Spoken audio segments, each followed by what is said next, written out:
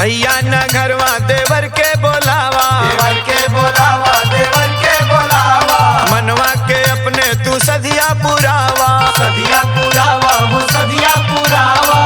ए भौजी भैया ना बाड़न न तो देवरे से सारा काम करावा न। ला सुना, भैया न घरवा देवर के बोलावा, मनवा के अपने तू सदिया पुरावा। जानी बोला बोलिया हो जानी बोला बोलिया, भौजिया रंगईबू की काल मोलिया।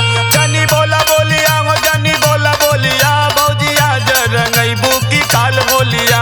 ते देवर जी ला एगो हमरो बात सुन। अरे सुनत है भौजी।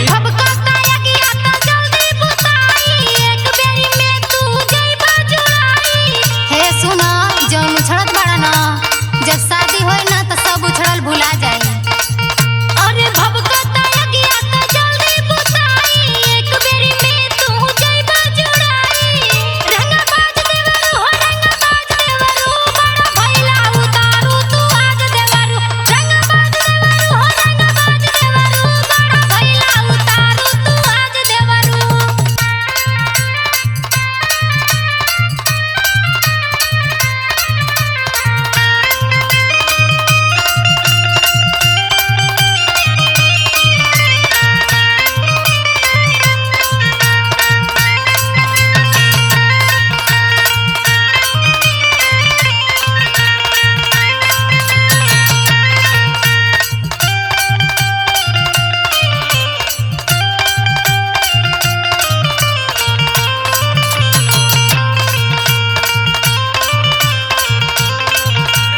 रंग से भरल बा हमार पिचकारी, हमार पिचकारी, हमार पिचकारी। सगरो बदनिया के देबै बिगारी। देबै बिगारी हो देबै बिगारी।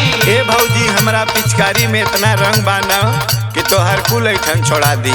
ला सुना, रंग से भरल बा हमार पिचकारी, सगरो बदनिया के देबै बिगारी। तनिया वहनिया हो तनिया वहनिया, भौजिया रंगईबू की काल होलिया।